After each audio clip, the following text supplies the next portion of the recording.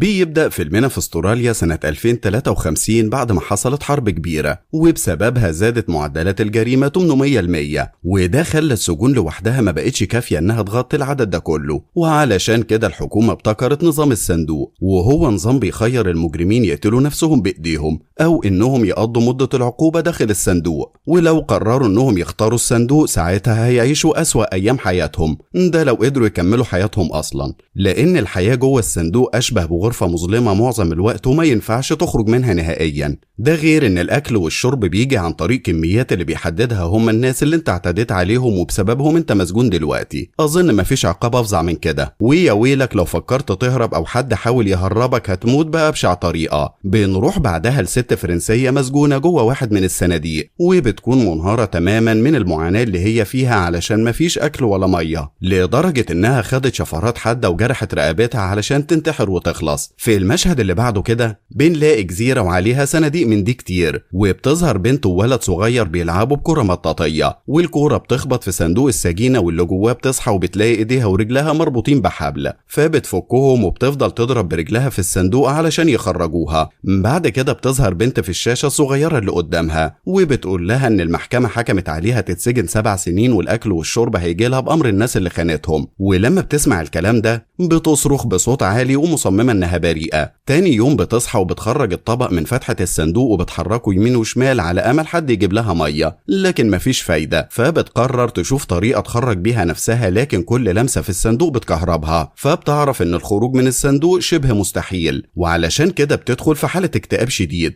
وفي الوقت ده بنروح لسجينة تانية في صندوق تاني وهي بتدور على طريقة للهروب، لكن بتضغط على زر الانذار بالغلط فبيحصل وميض احمر، وبسبب اللي عملته بتنزل عليها قضبان معدنية حادة من السقف وماتت بطريقة بشعة. وبنرجع تاني للسجينة اللي فاتت بعد ما البنت الصغيرة اديتها حبوب تاكلها ومية، وبتقول لها السجينة انها بريئة، فبتقول لها البنت ان براءتها متوقفة على امر المحكمة، وانها مش اول ولا اخر حد هيجي المكان ده. والسجينة بتفضل على الحال ده كام يوم لحد ما بتيأس خالص من الحياة، وبتقرر انها تموت نفسها. فبتاخد الحبل اللي كان معاها وبتلفه على رقبتها وبتخنق نفسها، لكن على اخر لحظة بتفكه لانها في نفس الوقت مش عاوزة تموت. وبتقول لنفسها هي عملت ايه في حياتها علشان مصيرها ينتهي بالشكل ده. ومع مرور الايام قررت السجينة انها تستسلم للوضع وتكمل باقي مدتها بسلام، فبقت تشغل وقتها بحاجات مختلفة زي انها تبص من فتحة الصندوق وتتأمل يا اما تنام. وفي يوم مدت ايديها من الفتحة وخدت الكرة المطاطية وبقت تلعب بيها، وده ساعدها تملى وقتها اللي بتقضيه جوه الصندوق. وفي يوم بتيجي طيارة وبتاخد الصندوق لمكان تاني وهو الغابة، وبيكون هناك في سجين محكوم عليه ب5 سنين، وهو فعلا قضى نصهم وبيكون متقبل اللي حصل له بسبب افعاله السابقة. بنرجع للسجينة مرة تانية بعد ما بتقرب منها بنت لابسة فستان ازرق، وبتسألها هي بتعمل ايه عندها، فبتقول لها السجينة انها بتقضي عقوبة السجن ل7 سنين. فبتسألها البنت لو كانت سمعت عن ويليام شكسبير، فبتقول لها لا. فالبنت بتحاول تديها كتاب عنه، لكن السجينة بترفض تاخده منها بحجة انه ما ينفعش تاخد حاجة من حد خلال فترة السجن. فبتطلب منها البنت انها تقرب وبتمسك ايدها وبتقول لها سطور من كتاب ويليام شكسبير، وده بيخليها تحس بارتياح. وبعد كده البنت بتديها شنطة صغيرة فيها اكل وبتوعدها انها هتزورها مرة تانية. بعد كده بتحس السجينة بالسعادة بعد ما اخيرا قابلت بني ادم من فترة طويلة، واثناء ما هي بتاكل بتلاقي كتاب صغير في شنطة الاكل وبتدي ظهرها للكاميرا وبتفتحه، وبيظهر انه نسخة مصغرة من كتاب ويليام شكسبير. بعدها بتستخدم المية اللي معاها وبتنظف جروحها علشان العدوى، وبتكب الباقي بره الصندوق، لكن الكاميرا صورتها وهي بتهدر المية، وعلشان كده بيرجعوها تاني للمكان اللي كانت فيه، وهو عبارة عن شاطئ البحر. فبترجع لها البنت مرة تانية وبتقول لها عملت ايه علشان ترجع هنا تاني، لكن السجينة مش بترضى تجاوب،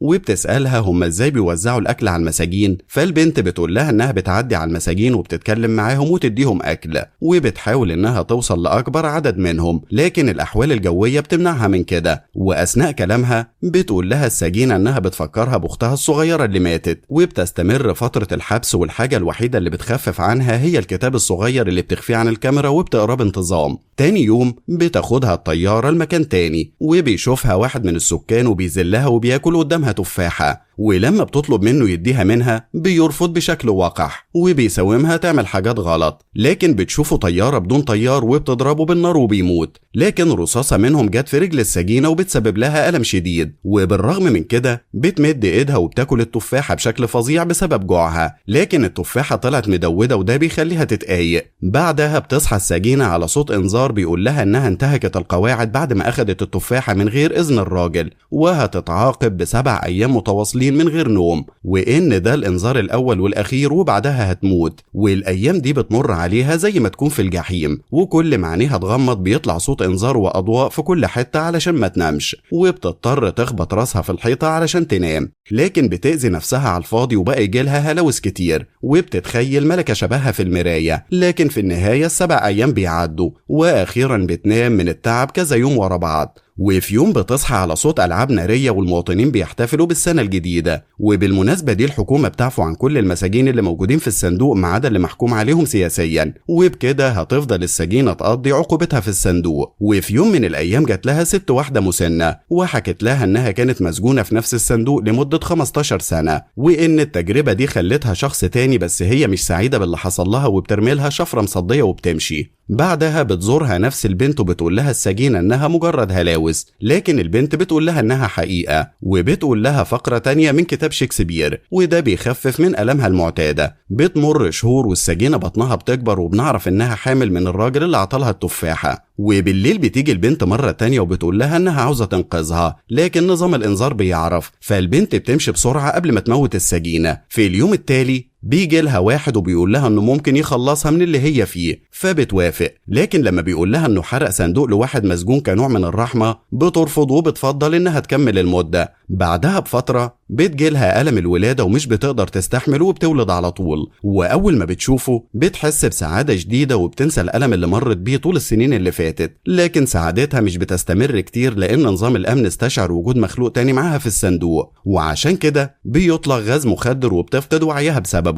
وأول ما بتصحى بتلاقي ابنها ودع وبتفضل تبكي وبتصرخ بصوت عالي علشان ابنها اللي مات، لكن من غير فايدة. والأمور بتسوء أكتر لما بتحصل عاصفة ومياه البحر بتدخل الصندوق وبيتملي مية وبتترعش السجينة من البرد، وبسبب المية نظام الأمن بيتعطل وبيعتبر وجودها تهديد ليه، والتهديد لو ما راحش هيبيد السجينة خلال ثواني معدودة، والسجينة أصلا بتعاني علشان ما تغرقش من المية اللي ملت الصندوق. وبتعدي الثواني وبتيجي طيارة وبتاخد الصندوق للمكان اللي هتموت فيه، لكن لحسن حظها إن الطيارة ضربتها صعقة وبيقع الصندوق في البحر والأمواج جابته على الشاطئ، وبتتحرر السجينة أخيرا وبيشوفوها بعض السكان لكن بيسيبوها وبيمشوا. وبكده يكون فيلمنا خلص. لو عجبكم الفيديو ما تنسوش اللايك والشير والاشتراك بالقناة علشان يوصل لك كل جديد بننزله. سلام.